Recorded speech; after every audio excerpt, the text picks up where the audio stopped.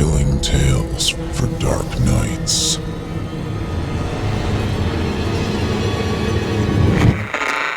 Want to make sure you never miss a Chilling Tales for Dark Nights video again? Be sure to subscribe and hit that bell to turn on notifications.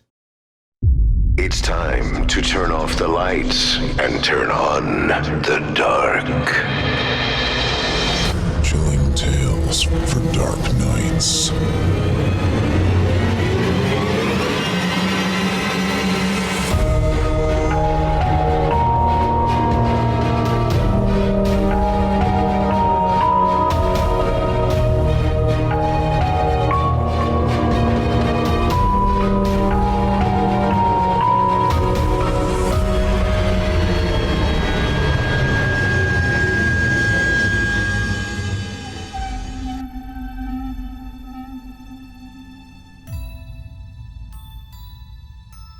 Good evening, listeners. You're listening to Chilling Tales for Dark Nights. Tonight's episode takes us deep into the dark corners where terror resides. With 3 chilling tales, we'll explore eerie obsessions, lurking threats, and the horrors that follow us no matter how far we run. I'm your host, Jeff Sturdivant, and tonight I'll be your guide as we traverse the dimly lit corridors of your darkest dreams. Before we begin, remember that your support means everything to us. Show us some love by leaving a 5-star review on Spotify, Apple Podcasts, or wherever you tune in. And if you're watching on YouTube, give us a thumbs up, drop a comment, and hit that subscribe button and bell icon to stay in the loop for all our new releases. And if you're craving even more chilling content, visit chillingtalesfordarknights.com to become a patron and enjoy ad-free episodes. Your support keeps the darkness alive. Thank you. Joining me tonight is a special guest host, someone whose voice has brought shivers to audiences across the web. I'm thrilled to welcome Girl in the Dark. Thank you, Jeff. It's such an honor to be here. For those who might not know me, I'm Girl in the Dark, a horror story narrator from just outside Toronto, Ontario. I started narrating stories on YouTube just under a year ago, inspired by creators like Mr. Nightmare and Dark Somnium. I've also started writing my own stories, which has been an incredible experience. Horror has always been my passion, whether it's a Stephen King novel or a spine-tingling slow burn tale with creepy monsters. It's great to have you here. You've built a supportive community with your channel, something we really know our listeners can appreciate. Being on YouTube for less than a year, though, I imagine you could really use some extra support to help grow your audience. Absolutely, Jeff. I've been so grateful for the kind responses I've received, but I'm still working hard to grow. If any of your listeners enjoy my stories tonight, it would mean the world to me if they subscribe to my channel, hit the bell notification icon to stay updated, and left me a comment or a thumbs up on any videos they check out. It really helps creators like me reach more people. Supporting independent creators is what keeps platforms like this alive. And Girl in the Dark's work deserves to be seen by an even larger audience. And speaking of her work, tonight's episode features 3 stories, both written and narrated by her. But that's not all. Tomorrow, Girl in the Dark will be performing one of Chilling Tales for Dark Nights creator Craig Groshek's original horror stories on her YouTube channel. And while we're keeping the title a surprise, I can assure you, it's a tale as terrifying as it is masterful. And with Girl in the Dark's impeccable taste in stories and narration skills, you won't want to miss it. So be sure to tune in tomorrow, Thursday, January 16th, 2025, to experience it for yourself. Thank you, Jeff. I'm so excited to bring one of Craig's stories to my audience. His work is always so vivid and unsettling, and I can't wait to share my take on it with everyone. Subscribe to Girl in the Dark's YouTube channel and hit the bell icon so you're notified as soon as that story drops. Now, let's dive into the first story of the evening. Our first tale is a chilling reflection on obsession and the lengths one will go to remain unseen. Written and narrated by Girl in the Dark. Here's My Darling Michael. I gently swirled my red wine in the stemless glass and let out a long sigh. It had been a really long week, and I was exhausted. So I decided to splurge a little bit and pick up a nice bottle of wine on my way back from work. Malbec, the best. I took a sip as I walked over to the back patio door and slid it open, letting in the cool autumn air. It was my favorite time of year, late enough in the season that the heavy heat of summer was just about gone, but still early enough that the leaves on the trees were just reaching the peak of their golden yellows, deep oranges, and vibrant reds. The large and secluded backyard looked like a painting. It was beautiful. After watching a single sunset yellow leaf lilt softly to the ground, I checked my watch. 6:13 p.m. Good. I still had time. My darling Michael worked until 8 p.m. on Fridays. I turned back towards the kitchen and began to make my way upstairs, placing my wine glass on the kitchen island beside the ornate burgundy wine bottle. As I walked down the short hallway towards the stairs, I admired the photos and paintings that hung on the wall and paused briefly. There was a picture of Michael posed on a lush green golf course with his buddy. He looked so handsome in this picture, and I stop and stare at it every time I walk by. After admiring the photo for a minute, I continued down the hallway, now taking in the expensive-looking artwork. I always loved how the textures and colors of the artwork contrasted yet complemented the refurbished wooden wall paneling of the main floor. The whole house had a rustic and farmhouse type of vibe. It always felt so cozy and comforting. I adored it here. The staircase was a beautiful plank style with 16 steps, all featuring a unique knotted wood pattern. Steps 2, 5, and 15 had the tendency to creak loudly, so I usually try to avoid them, but I was here alone, so I didn't bother. As I reached the top of the stairs, I thought of which pair of Michael's oversized sweatpants and hoodie I wanted to throw on. All of his clothes were so comfortable, and they always smelled like him. I was so excited to change and continue enjoying my delicious wine with a little snack. It was my favorite time of day. I walked to the end of the upstairs hallway and into the master bedroom. As I moved past the bed and towards the walk-in closet, I stripped off my blazer and placed it on the armchair in the corner of the room. My armpits and shoulders shivered with relief. Curse my manager, who insisted on purchasing our workwear from the cheapest place possible.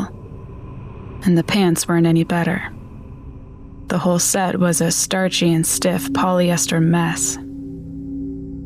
I walked over to the bedroom window that faced out towards the isolated street and slid open the pane, feeling a light gust flow into the room and taking in another deep breath.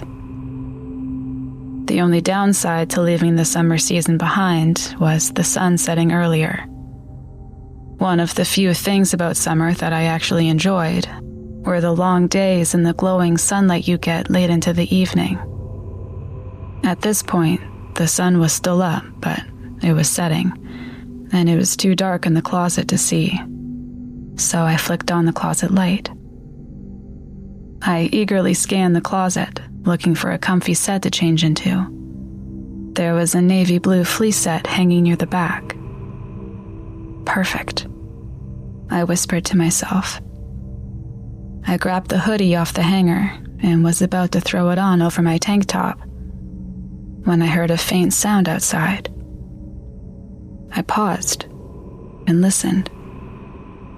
Faintly, but quickly growing louder, it sounded like footsteps approaching the front door. But I wasn't expecting anyone. Not at this time of the evening. I felt a brief sting of anxiety in my chest, and my mind began to spin a little bit. I'm overreacting. I'm sure it's nothing. I tried to calm myself down, reasoning that it could just be a delivery guy or someone dropping off mail. And this reasoning worked. For about 10 seconds. The footsteps never walked away from the front door, and shortly after, I heard someone fiddling with the lock and handle. My breath caught in my throat. No, it's fine. I had engaged the deadbolt on the front door. It maybe wasn't much, but I'm sure it would hold. I realized it was likely dark enough outside that you could see the closet light through the window. I didn't want anyone to know I was here, so before a second thought, I reached over to the switch and flicked it off. I quickly realized I shouldn't have done that. As soon as the light flicked off, the sound outside stopped, and it felt like everything in the world froze. There was complete silence. Then, the sound picked back up at a frenzied speed, and shortly after, I heard the lock click open and repetitive pushing on the handle and door. "It's okay. You're okay," I said out loud, reminding myself that the deadbolt was engaged. That's when I heard them start shoulder checking the front door, throwing themselves at it to try and break through the deadbolt. My heart began racing, and I broke out in a cold sweat. 3, 4, 5 times. Then a pause. Then after a few seconds, I heard the footsteps quickly move away from the front door. After a moment of quiet, I realized I was holding my breath, and I let it out in a light-headed huff. I didn't hear any more noises in the front yard, but I was too nervous to walk to the window to check. I just stood, stunned, standing half in and half out of the closet, trying to figure out what to do. In the midst of my panicked brain jumble, I heard something that made the blood freeze in my veins. Heavy boots stomping up the stairs of the back deck. The back door. I didn't check if the screen door was locked when I slid open the glass. But really, what would it even matter if it was? It was a screen door. And turns out, it didn't matter at all. It was unlocked. As soon as I heard the familiar glide of the screen door as it opened, and those heavy bootsteps hit the hardwood floor, I sprang into action. I dropped the hoodie where I stood and ran to the bedroom doorway. I had to hide, but where? I looked back at the closet, then at the bed, and over to the ensuite bathroom. No, those are all too obvious. He'd find me in a second. I had to figure out something better, and fast. Thankfully, he chose to search the main floor first, which gave me a few extra seconds to collect my thoughts. I stepped out into the hallway and observed my options. The bedroom was out. I'd easily be found in there. Plus, I'd be stuck at the far end of the hall with nowhere to go. The den to my left had a closet and a big trunk.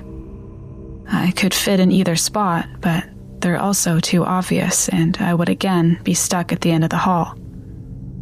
There was a guest bedroom towards the stairs on the right, and there was a bathroom near the top of the stairs to the left. I heard the footsteps getting louder again. They were heading this way. I was sweating. My heart was racing, and my brain felt like it was buzzing. I made a quick decision to hide in the bathroom. I hurried down the hall as quietly as I could and slipped into the bathroom. I heard the footsteps getting louder as they charged down the hallway towards the stairs. I frantically looked around the small room and realized I may have made the wrong choice. There was virtually nowhere to hide. The glass pane shower wouldn't provide much cover. No good. The vanity had solid drawers and no forgiving hiding space around or behind it. No good either. I heard the creak of the second step. They were coming up. I looked to my right and saw the slim closet door, and I felt a glimmer of hope. But as I opened the closet door, my hope disappeared. I saw shelving from top to bottom. I almost couldn't hear the footsteps over my own heartbeat. As I desperately scanned the closet, I noticed the bottom shelf was placed higher than the others, leaving a bigger space between it and the floor. I heard the creak of the fifth step. They were almost halfway up. Thankfully, I'm on the smaller side, so I kneeled down and shifted the stacks of toilet paper over as far as I could, then squished myself into the cubby space. I barely fit. My knees pressed to my chest so tightly I could only take quick and shallow breaths. I was able to slide the folding door closed right as I heard the creak from the 15th step. They were at the top of the stairs. The bootsteps stopped right outside the bathroom doorway. They'd paused, like they were listening. And after some time, I heard them shift and turn into the bathroom. I tried to keep my breath from catching, and it was taking every ounce of willpower not to shift my cramped and uncomfortable body. As he stepped past the closet, my heart skipped a beat as I saw the glint of a steel bat through the slatted spaces in the door. It hung still by his side. It was clear there was no place for someone to hide anywhere in the bathroom, except maybe for the closet. I was praying he would assume no one would be able to fit in here and would leave it alone. He stood in the bathroom for what felt like forever. Then finally, he turned and walked out. I had to fight to not let out a breath of air in relief. I listened as the footsteps moved across the hall and into the guest bedroom, where I heard him opening closet doors and rummaging under the bed. I almost took this chance to open the closet door and make a dash downstairs, but as soon as my finger slid in the slats, he came stomping back out. I yanked my fingers back inside the closet and watched him turn and move on to the next room. Once I heard his footsteps quiet down a little as he moved away, I took my chance. I slid open the closet door and crawled out, careful not to hit anything while I did. I carefully peeked around the corner of the bathroom doorway to try and see what room he was in. It was hard to tell, but I think he was in the den. I slowly stood and crept towards the stairs, being mindful to skip step 15. I could hear him still rummaging around in whatever room he was in.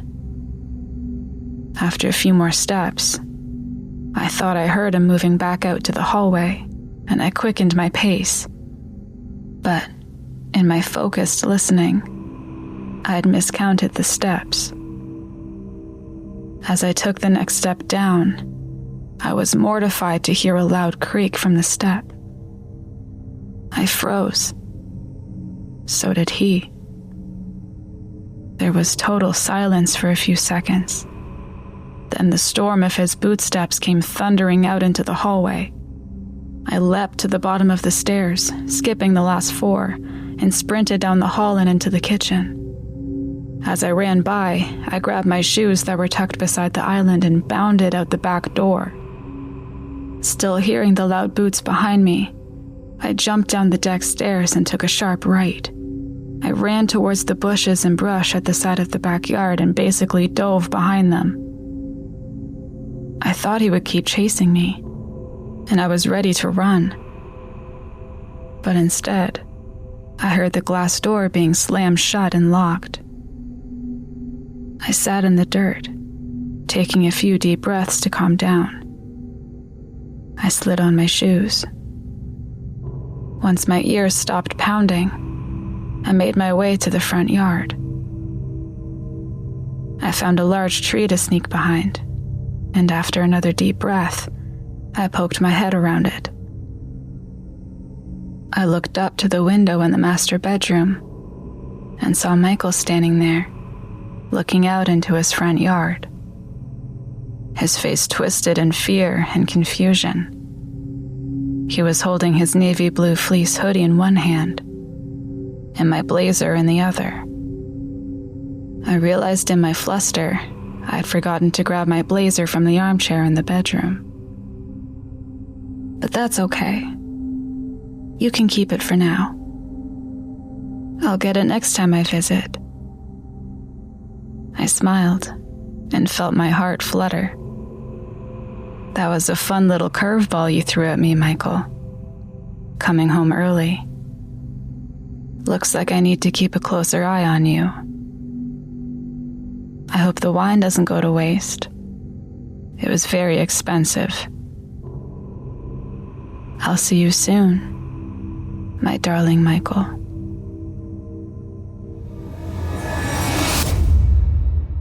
That was My Darling Michael, written and narrated by tonight's guest, Girl in the Dark. Haunting story, with a blend of psychological tension and unexpected twists. Thank you, Jeff.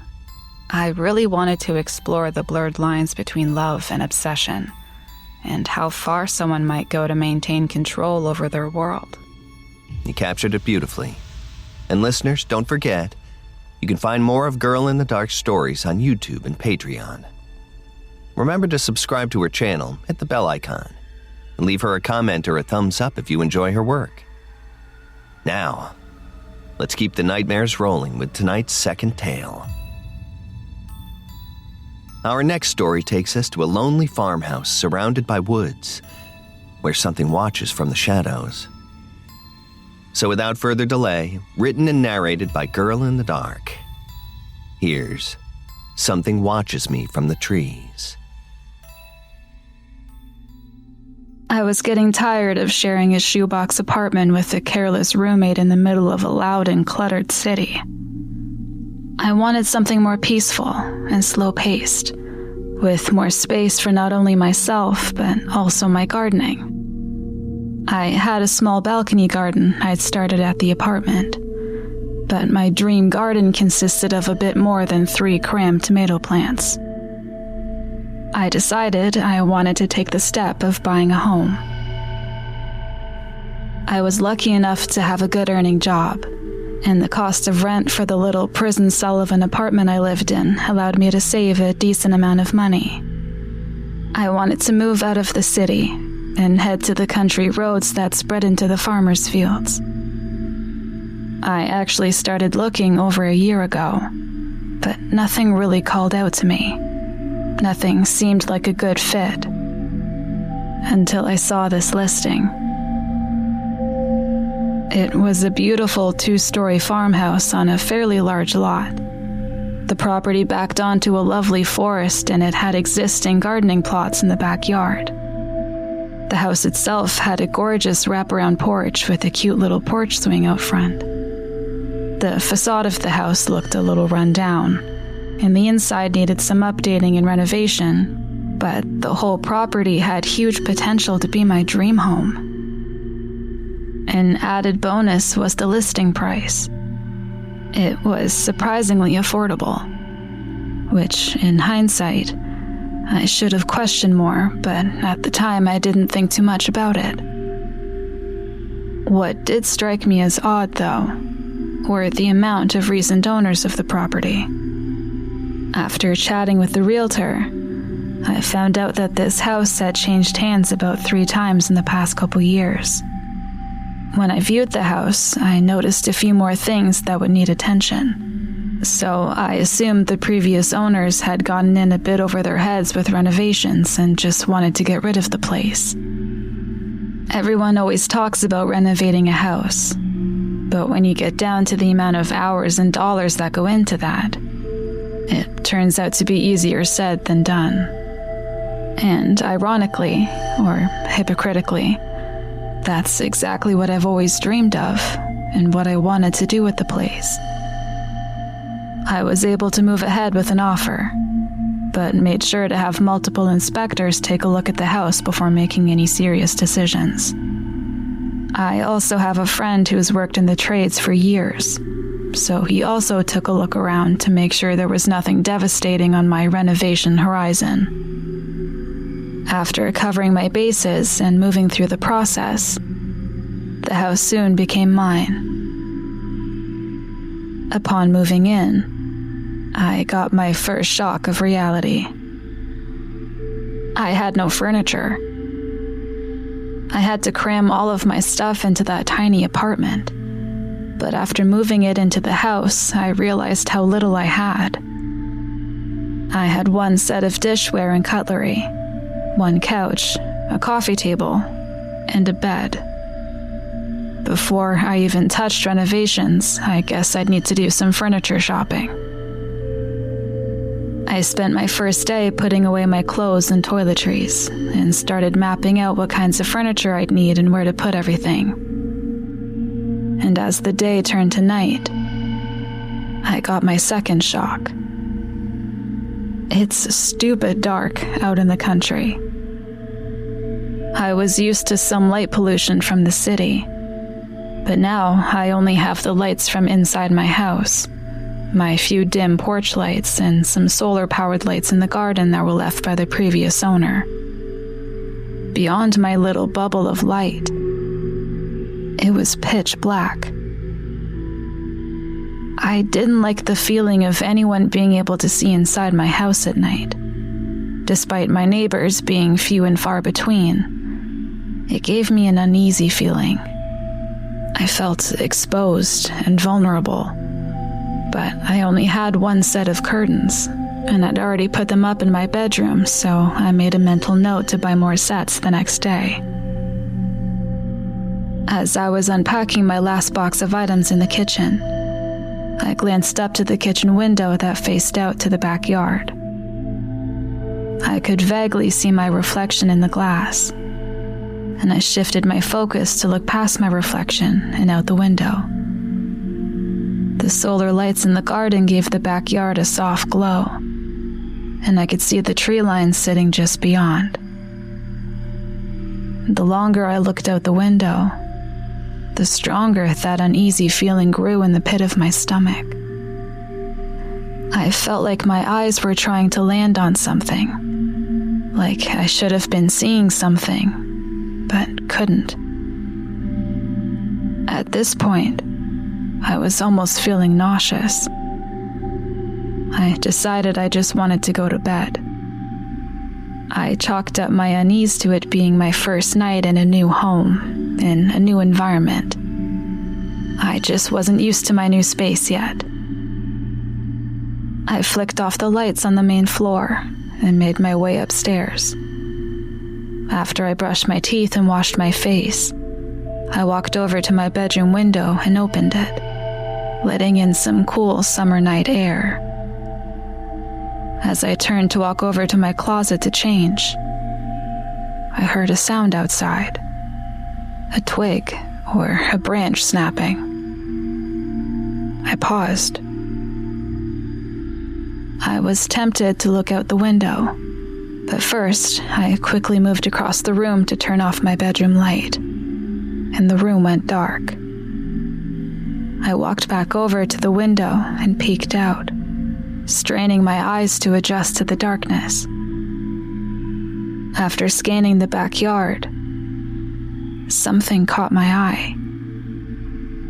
For a split second, I thought I saw something move just past the reach of the solar lights. Though the movement was small, the thing that moved looked big.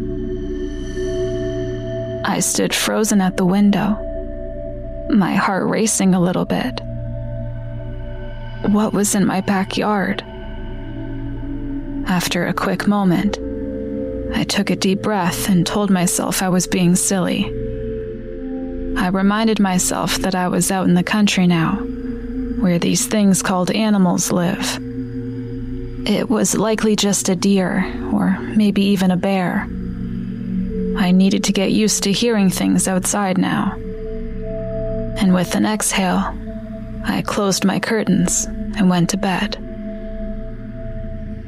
The next morning, I'd almost completely forgotten about what happened the night before. I made myself some breakfast and got back to organizing the house.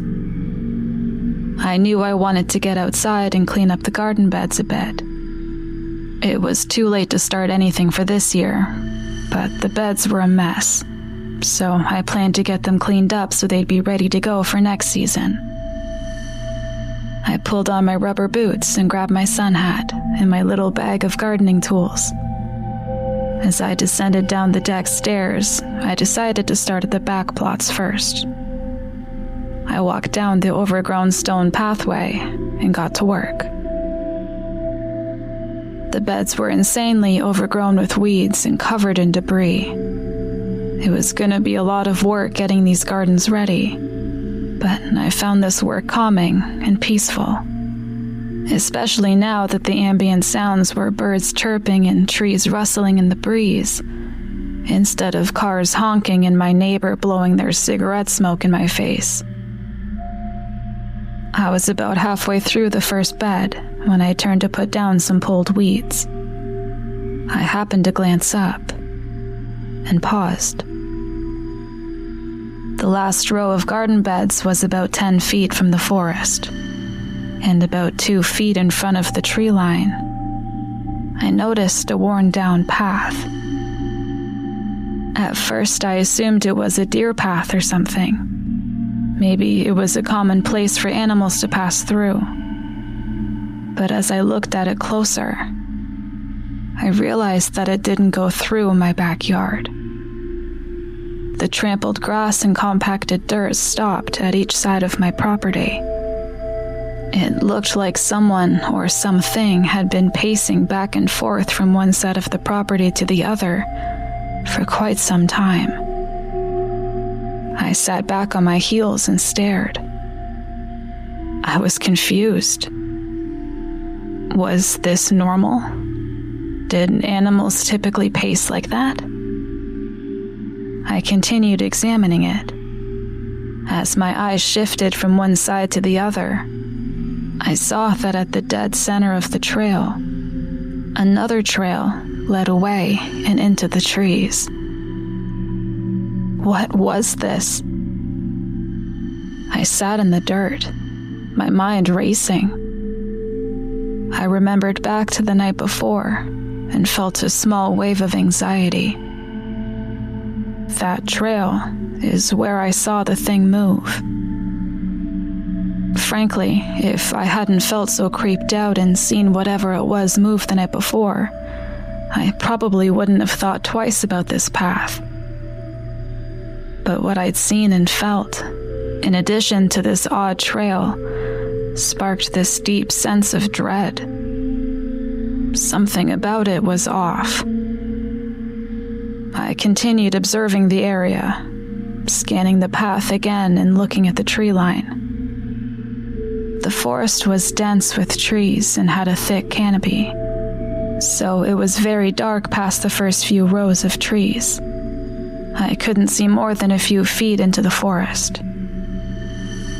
And I again felt my eyes searching for something, but I couldn't find what it was. Looking into the forest was like staring into an ink pot. Although my anxiety remained, I kept cleaning the gardens. Except now, I didn't let my back turn to the tree line. After a few hours, I headed inside for lunch. I walked up the back steps and tried to open the screen door, but the handle was jammed. I had to fiddle with it for a few seconds, but I eventually got it open. Guess I need to add replacing this door to my to-do list, I said out loud to myself, then went inside. After I finished my delicious bologna and cheese sandwich, I drove into the city to buy curtains.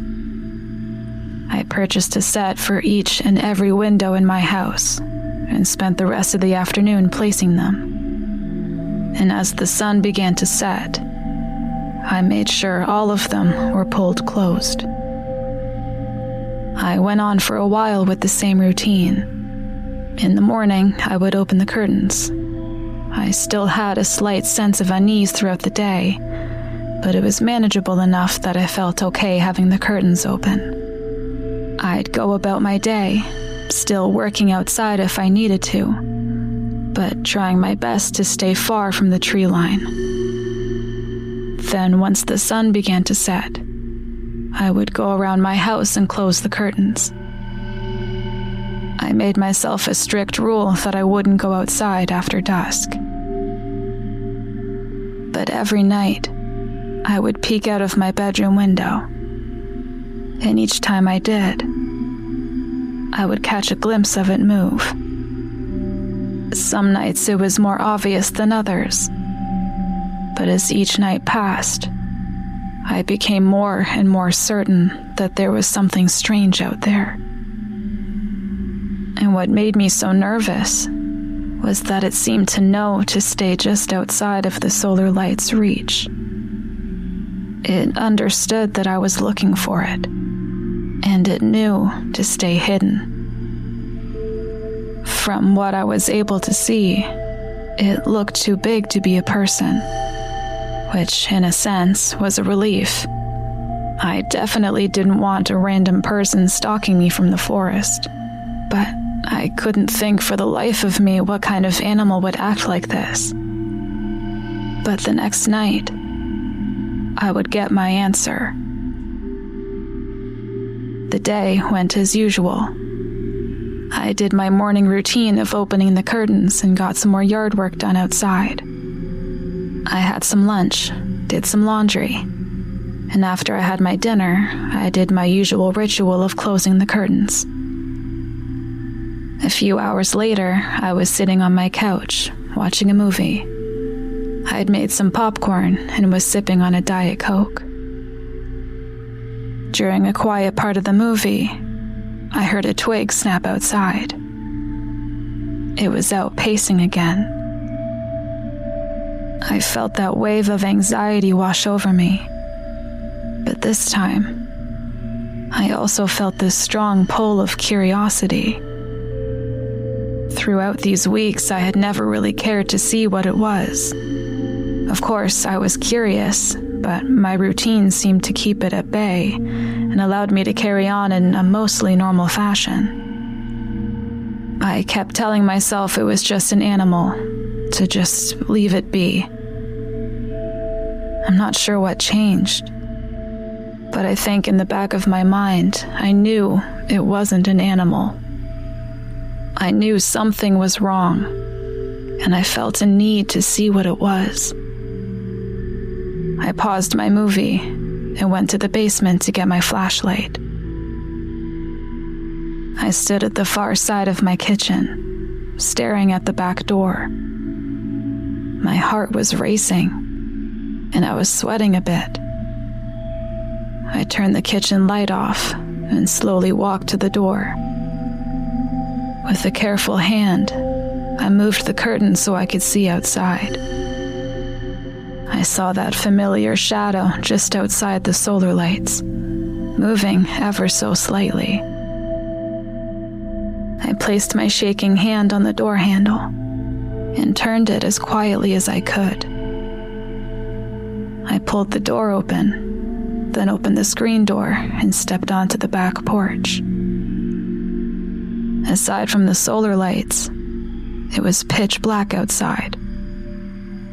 It was also deathly quiet. There was no wind, no chittering of late-night critters. There wasn't even the sound of crickets. I felt like I was in a soundproof bubble, just me and whatever creature stood at the other side of my backyard. I knew it had stopped pacing. I didn't have to see it to know that. I could feel it staring at me. We both stood there for what seemed like an hour, like we were waiting for the other to make the first move. And after a few deep breaths, I made the move.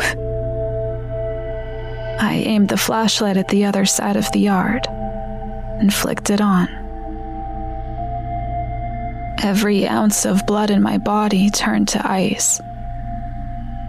I almost couldn't comprehend what I was looking at. What stood before me was a creature I couldn't even imagine in my nightmares. It was taller than any human I'd ever seen, maybe 9 or 10 feet tall, with skeletal arms that almost reached the ground, and spindly fingers just long enough to close the distance. Its skin looked rough and textured. It was the color of molded meat. My eyes landed on its face that was focused directly on me. Its small, pinprick eyes glowed like it had a light bulb in its head. I was in shock, terrified of what I was looking at. And suddenly, the creature screeched. It was deafening. A cacophony of noise that sounded like several different animals all screaming at once. I instinctively reached to cover my ears, and in doing so, I dropped my flashlight. It broke, and everything went dark. As the clattering of the flashlight subsided, I heard a different sound.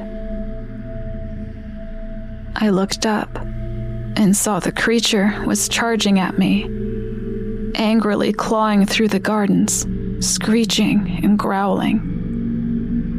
I stumbled back, almost falling over the rickety wooden boards. I turned and tried to find the door handle, but it was so dark I could barely see anything.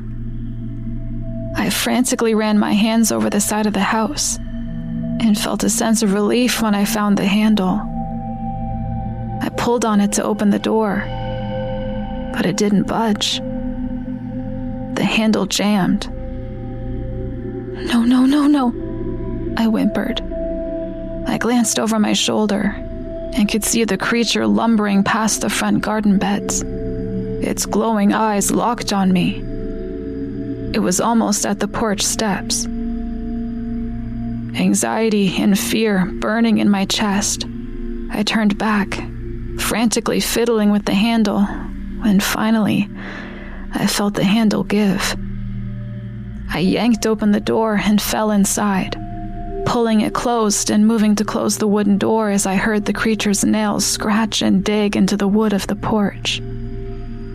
I managed to close the door just as the creature's thin fingers landed on the glass. The creature stood at the door, its piercing eyes boring into me as it chattered and screeched, tapping its jagged nails on the window. And we sat there, staring at each other. And after what felt like forever, the creature broke its gaze and slunk back off the porch. I scrambled to my feet, locking the door and peering out the window. And I watched the shadow of the creature crawl back through the dimly lit garden and into the trees, disappearing as its form melted into the blackness around it. I backed away from the door and ran upstairs. I locked my bedroom door and stood by my window. An hour or so passed, and I didn't see or hear anything else. I closed the curtain and got into bed. I obviously didn't get a wink of sleep. It's now been a week since that night. I haven't seen or heard it pacing since then. But now, I hear something worse. I don't know if I somehow invited it closer, piqued its interest, or just angered it. Every night, I hear it chittering and screeching outside, its sharp nails tapping on my windows. And sometimes, I even hear it dragging itself up the side of the house, tapping and growling outside my bedroom window, just feet away. I don't know what to do. I don't know what it wants. I don't know if this will ever end, or if it'll get worse. I can't sleep. I'm so riddled with fear and anxiety that I can barely force myself to leave my house, even in the daytime. I feel like I'm losing my mind.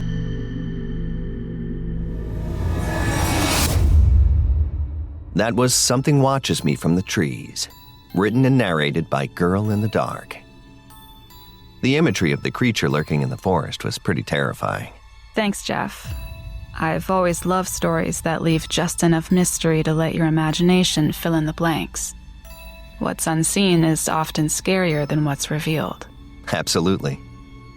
And listeners, if you're enjoying these stories, be sure to visit Girl in the Dark's YouTube channel and Patreon for even more. Subscribe, hit the bell, and let her know what you think in the comments. I'm harping on this stuff. You know what to do. And don't forget to check out her performance of Craig Groshek's story tomorrow. It's going to be amazing. Now, it's time for our final tale of the evening. A story about friendship, betrayal, and the horrors of a camping trip gone wrong. For our third and final story tonight, we follow a group of friends on a weekend getaway that turns into a nightmare. Written and narrated by Girl in the Dark, here's What I Left Behind at Silver Lake Park. As we drove down the highway, I watched as the sign for Silver Lake Park came and went. "There's the sign. We're almost there," Georgia yelled, already starting to collect her items and put them back into her backpack. She'd been urging all of us to plan a weekend camping trip for months, and after some pleading and convincing, we caved. Georgia had always been the outdoorsy type. Having grown up out in the country, she was always gardening and camping and fishing. But after moving to the city for school, those activities were a little less accessible. She'd always told us stories of her and her family going camping, walking the trails, having campfires, swimming and fishing in the lakes, and seeing all kinds of wild animals. I always thought it sounded fun. I'd done some hiking and went camping once when I was little with my dad and brother, and I enjoyed it, but it had been a while since. A couple of the other girls weren't as enthused. Haley and Mel were more or less indifferent. They'd never done anything like that before, but seemed relatively interested to try. Laura, on the other hand, couldn't be less interested. She hated bugs, thought dirt was disgusting, and became an absolute menace if she had to go more than a day without showering. I don't mean to fall on stereotypes, but she fit the ticket when it came to your typical high-maintenance, big city-raised girl. She was confident, demanding, and dramatic. But despite her nose being too high in the air sometimes, she was an incredible friend.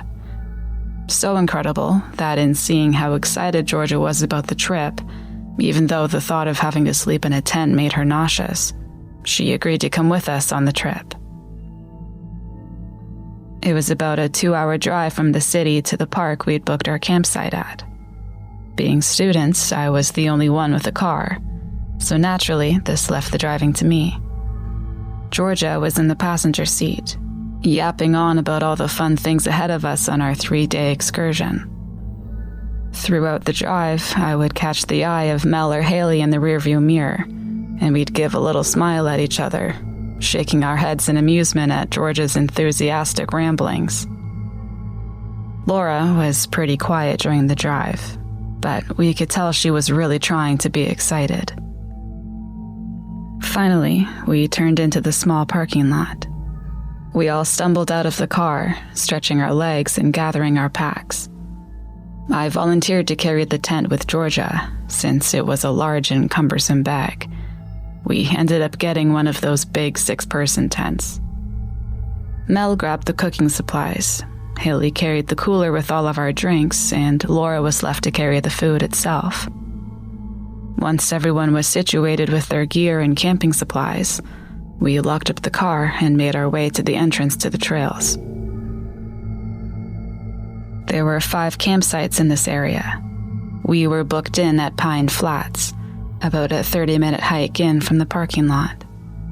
We double-checked we had everything and entered into the shaded trail. There was a main trail that began at the parking lot that eventually branched off to lead to each campsite. The trails were well kept, but relatively narrow, so we had to hike in a single file line. Georgia led, obviously. Then it was me, then Mel, then Haley, and Laura at the end. We chatted and played music as we navigated the trails to our campsite. About 20 minutes in, we started hearing some complaints from the back of the line. Laura was slowing down, mumbling something under her breath. Haley had turned to ask her if she was okay, but Laura kind of brushed her off, saying that her feet were starting to hurt and she felt a blister pop on her heel. Haley assured her we were almost at the site, and we kept moving. It wasn't even noon, and it was already a scorching hot day. The trees around the trail provided some relief from the sun, but the hot and humid air was inescapable. After a few more minutes of walking, Georgia turned and called back to us, almost as if she could sense how uncomfortable we all were, that there was a lake right beside our campsite. This was enough motivation for us to pick up the pace. We came to a small bridge that crossed a mid-sized pond. As we reached the other side, we heard some rustling in the brush beside us. I glanced over, expecting to see a rabbit or even a deer, but instead, I saw Laura climbing down the bank towards the pond. I stopped, effectively halting Mel and Haley as well. "Laura, what are you doing?" I called out to her.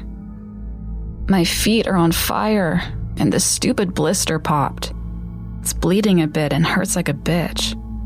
I'm just gonna rinse them in the pond super quick and cool them off," she yelled back. Georgia quickly squeezed past me on the trail, approaching the bank. "Laura, I wouldn't do that. Stagnant pond water's really gross. There could be a lot of bacteria and stuff in there. We're close to the campsite. Just wait like 5 more minutes and we can all go swimming in the lake," she said. "I'll be like 2 seconds. Plus, this water looks like crystal clear," Laura said back. I peered over the bank and realized she was right. I don't think I've ever seen a pond so clear. Although, there was an almost orange tinge to the water. "You guys keep walking, I'll catch up," she said. All right, don't be too long," Georgia stuttered. We continued walking. Shortly after, we reached the campsite and began getting our things set up while we waited for Laura. Georgia and I were on tent duty, and Mel and Haley were getting the cooking supplies organized. Eventually, Laura came waltzing into camp, and we all got changed to go swimming. The rest of the day was actually really fun. We swam for most of the afternoon and did some sun tanning on the little sand beach. We finished setting up camp and snacked on some jerky and trail mix. Once the sun started to set, we began making a fire to cook dinner, a gourmet meal of hot dogs and corn on the cob. We were all buzzing around the fire, getting food and drinks and talking about what we wanted to do the next day. We noticed Laura was being really quiet, kind of staring blankly into the fire. "Laura, "You good?" Mel asked. "Yeah, I'm fine. I'm just really tired," she said lazily, without looking up from the fire. "Okay, well, let us know if we can get you anything," Georgia added. Laura nodded her head. The rest of us continued on drinking and talking. A couple hours later, we thought it would be fun to go night swimming at the lake. We all got changed and asked Laura if she wanted to join us. "No, I'm gonna go to bed," Laura said, rather flatly. As she said this, she stood up and turned to face us more. Honestly, I was a little taken aback. Maybe it was just the shadow from the fire, but she looked pale and almost gaunt. "Shit, Laura, are you sure you're okay?" I asked. "Yes, Sophia, I'm fine. I'm just tired, okay?" She snapped back. She had a strange sharpness in her eyes. Okay. Well, we'll be at the lake if you need anything," I replied, cautiously. Laura didn't say anything and just turned and walked towards the tent. We all looked at each other, concerned, but thought it best that we just give her space. She could be a bit of a diva sometimes, but rarely would she snap at us like that. We just assumed it was a mix of a long day in the sun, the fact that she probably wanted to be anywhere else but out here, and maybe a bad hot dog or two. We made our way to the lake and swam for another couple hours, then walked back to camp and got ready to go to sleep. We were all very careful to move quietly in the tent, as to not wake Laura. She was sleeping on the far side of the tent, facing the wall. She didn't move or say anything, so it seemed she was out cold. And soon enough, so were the rest of us. I'm not sure what time I woke up, but it was still pitch black out. Some kind of noise broke me out of my dream. It sounded like a yell or a grunt, but I couldn't place exactly what it was. I sat up on my elbows and squinted around the tent, trying to get my eyes to adjust. The sleeping arrangements went myself, Georgia, Mel, Haley, then Laura at the far side. As my eyes adjusted, I noticed that Laura and Haley were gone. They must have gone to the bathroom, and maybe one of them tripped or saw an animal or something. I laid back down and closed my eyes. But I couldn't get back to sleep. Something was stirring in the back of my mind. A bad feeling. But why? Several minutes later, I heard the tent unzip and footsteps stepping back over to the far side of the tent. The concerning part was, I only heard one set of footsteps. I looked over, without sitting up, and saw a figure climbing back into their sleeping bag. But was that Haley or Laura? I was about to say something, but realized whoever hadn't returned was probably still using the bathroom and would be back soon. I settled myself, closed my eyes again, and fell asleep. A little while later, I was startled awake by a hand on my arm. I jumped, and my eyes darted around, soon landing on Georgia. "I gotta go to the bathroom. Can you come with me?" she whispered. I mumbled back, still half asleep, and realized I needed to go as well.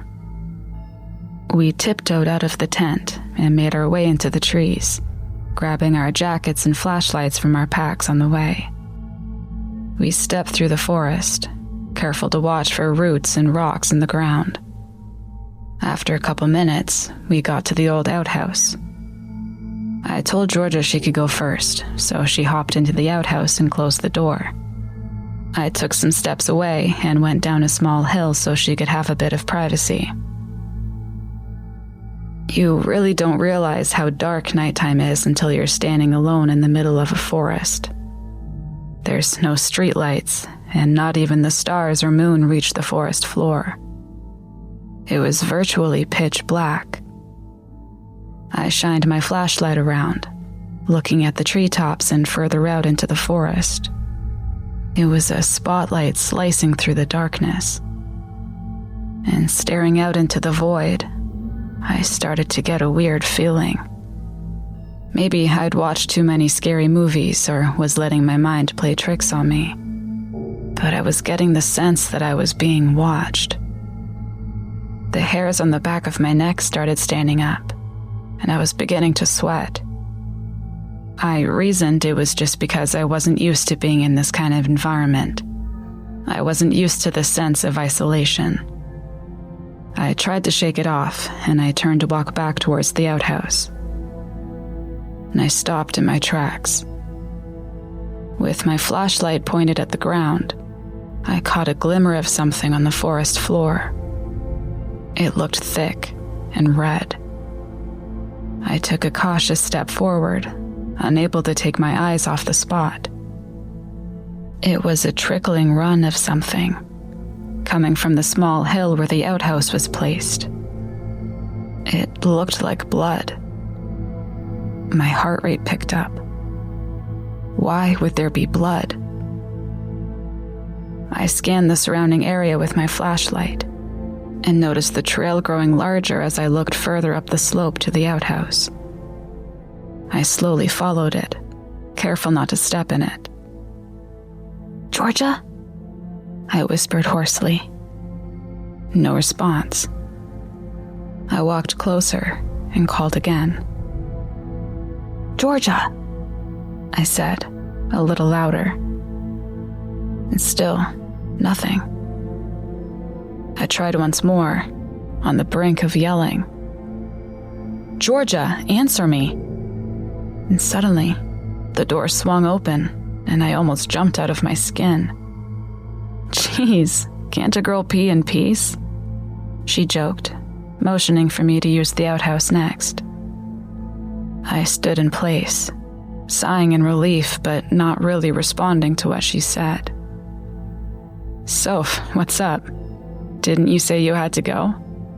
she asked, with a half smile on her face. Pointing the flashlight to the ground, Georgia's gaze followed, her smile quickly fading, and her eyes narrowing with concern. "Is that blood?" she asked plainly. "I think so," I said, hearing a waver in my own voice. "There's a lot of it," Georgia added, almost in a whisper. I could now see that the crimson trail was coming from behind the outhouse. And Georgia was right. There was a lot of it. I could tell that we were both nervous and just wanted to leave and go back to the campsite. But we also felt the need to see where the blood was coming from. We slowly crept around the side of the outhouse. When we rounded the corner, my heart almost stopped. It was Haley. Georgia let out a cry and stumbled backwards, immediately turning to throw up. I could hear her hyperventilating. I stood in place, my flashlight stuck on the horrific scene in front of me. Haley was face down in an unmoving heap on the ground, her blonde hair matted and stained with dirt and blood. There was a gaping hole at the back of her head, and beside her body sat a large rock covered in blood and matter. I could feel my stomach churn and something rise in my throat. I automatically took a few steps back, softly bumping into Georgia, who was still bent over, now dry heaving. Georgia, we need to get back to camp," I finally managed to spit out. Still staring at Haley's body, I blindly reached behind me to grab her. We clumsily stumbled back towards the camp, stunned and in complete silence. As we broke through into the clearing by the campfire, I looked around. I wasn't really sure what I was looking for, but I happened to notice the tent was open, and I pointed my flashlight at it. Empty. Mel and Laura weren't inside. Shining the flashlight with one hand and gripping Georgia's shoulder with the other, I moved to sit her down by the fire pit. Her flashlight was still on, and I could see the beam of light vibrating as she trembled and shook. I grabbed her a bottle of water and started looking around the site, trying to find some clue as to where Laura and Mel could have gone. I walked over to the tent and noticed a disturbance in the dirt on the ground. It was all kicked up, and there were shoe prints planted in the fresh soil. 2 sets. The shoe prints moved out of the campsite and towards the lake. One was steady, while the other set looked sparse. Some spots had shoe prints, while other parts of the trail looked like drag marks. I didn't know what to do. I was in shock. I had a million thoughts running through my mind. Haley was dead. Georgia was in even more shock than me, stuck in a trance at the fire pit. Laura and Mel were missing, and these drag marks weren't giving me any comfort. I needed to follow these prints. What if someone was in trouble? What if I was jolted out of my thoughts by the sound of frantic splashing? And without a second thought, I sprinted in the direction of the lake. I dashed through the trail, weaving around trees and skipping over roots and rocks. And after a few minutes, I reached the crest of the trail before it sloped down to the water's edge, and paused. In the midst of my stomping feet and heavy breathing, I hadn't noticed that the splashing had stopped.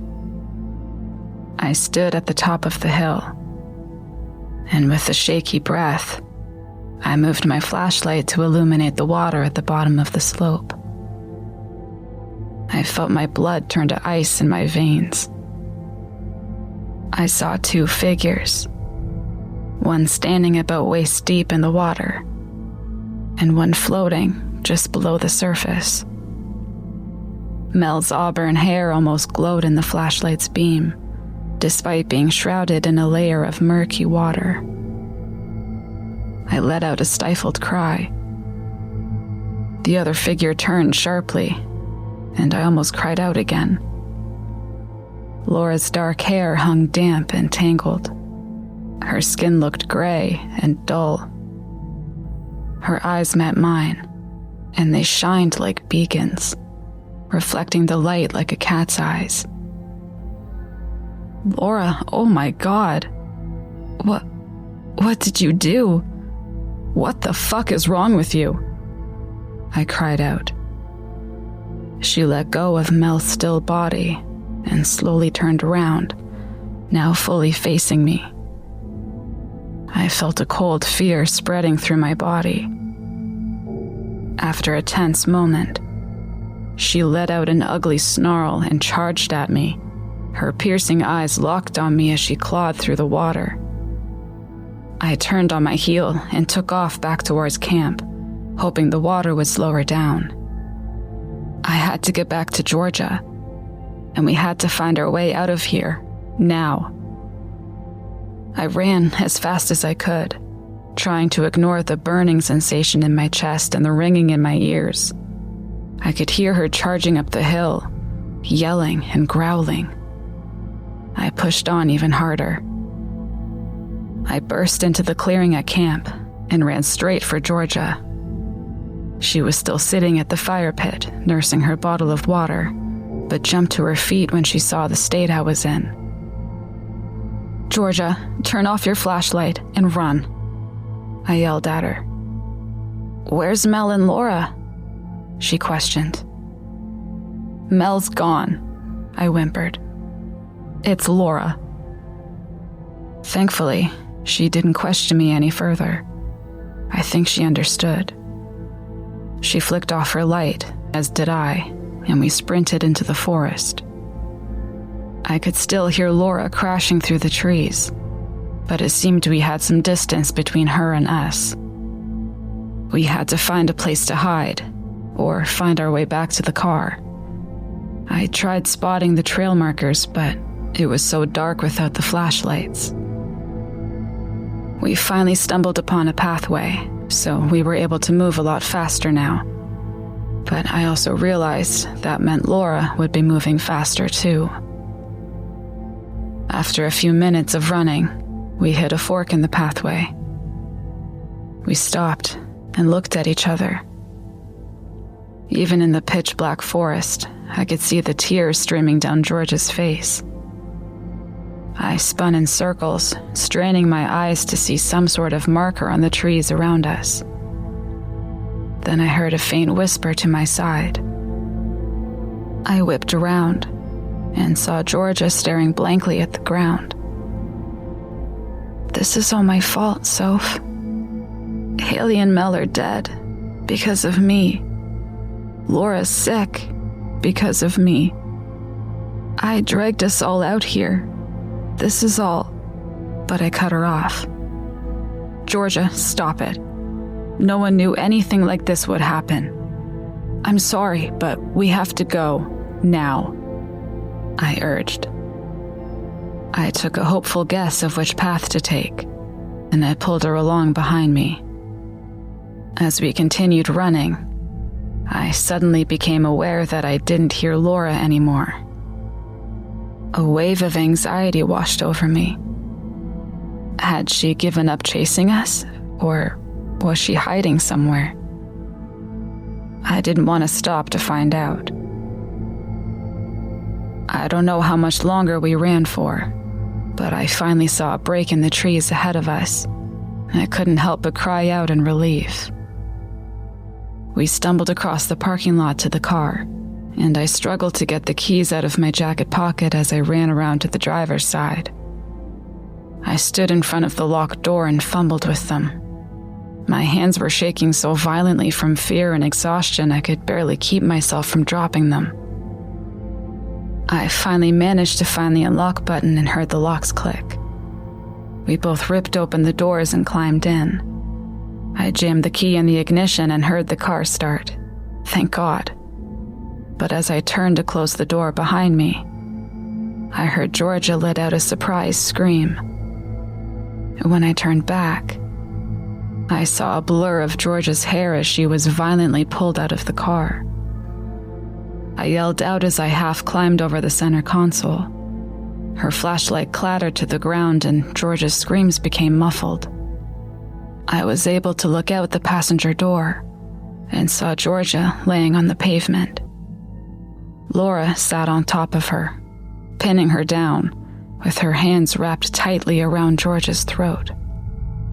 I could hear Georgia trying to scream, and she was trying to fight back. She was kicking and scratching at Laura's arms and face, but it was no use. I continued climbing across the car to go and help her, but before I could get across the car, Laura began smashing Georgia's head on the pavement. I watched in terror as I heard several sickening cracks. Then Georgia went quiet, and her arms dropped to the ground. I was frozen in place as I watched a pool of red start to seep out from under her head. Her bloodshot eyes were seemingly still locked on Laura, but the light in them was gone. A still moment passed. Then Laura slowly turned her head to me. And being closer to her, I could now see how sick she really looked. Her eyes were yellowed, and there was blood streaming down her cheeks like tears. Actually, I could see blood coming from her nose and her ears too. She was drooling, and her breath sounded difficult and rattled with every inhale. I barely recognized the girl I was looking at. I saw her body shift to move towards me, and that sent me back into motion. I jumped back in the driver's seat and threw the car in reverse. The car flew backwards, the open doors swinging wildly. Once I had the space in front of me, I jammed the car into drive and took off with the tires squealing. As I was leaving the parking lot, I looked in my rearview mirror. I saw George's body laying on the pavement, and Laura standing over her. She shot me one final glare, then turned and trudged back towards the forest. I sped down the road, not knowing what to do or where to go. I had no phone, no purse, no supplies, nothing. Just myself and the car. I eventually came across a diner, and they helped me call the police. It's now been a few days since all this happened. The police retrieved my items and recovered my friends' bodies. Thankfully, we were the only ones who booked a site in the area, so no one else was harmed. I'm back home now. I'm distraught, and I can't stop crying. The guilt of being here while my best friends aren't is eating me alive. I haven't slept in days, and I'm sure part of that is because of what I'd just been through. But really, it's because of something else. They still haven't found Laura. That was What I Left Behind at Silver Lake Park, written and narrated by Girl in the Dark. That was intense. The suspense and dread were palpable. Thank you, Jeff. This story really delves into how quickly things can unravel when fear and paranoia take over. It's a cautionary tale about the dangers of the unknown. And you told it so well. Listeners, don't forget to check out Girl in the Dark on YouTube for more terrifying tales. And support her on Patreon for exclusive content. And remember, tomorrow, she'll be performing a surprise story from Craig Groshek's collection. It's a must-listen event you won't want to miss. Thanks so much, Jeff. I'm really looking forward to sharing that story. It's going to be a great experience, and I hope everyone enjoys it. You heard her. Be sure to subscribe to Girl in the Dark's YouTube channel and follow her on Patreon. And don't forget, you can support Chilling Tales for Dark Nights by leaving us a 5-star review on Spotify, Apple Podcasts, or wherever you're listening. If you're watching on YouTube, give us a thumbs up, leave a comment, hit subscribe, all that jazz. And if you want more, visit chillingtalesfordarknights.com to become a patron and enjoy all our content ad-free. Your support keeps the nightmares alive. I'm Jeff Sturdivant, and it's been my pleasure to guide you through tonight's terrifying tales. Don't forget, we'll be welcoming a new guest narrator each Wednesday. So stay tuned for next week's surprise guest, where they and we will once again turn off the lights and turn on the dark. Sweet dreams, listeners. Sweet dreams. Chilling Tales for Dark Nights.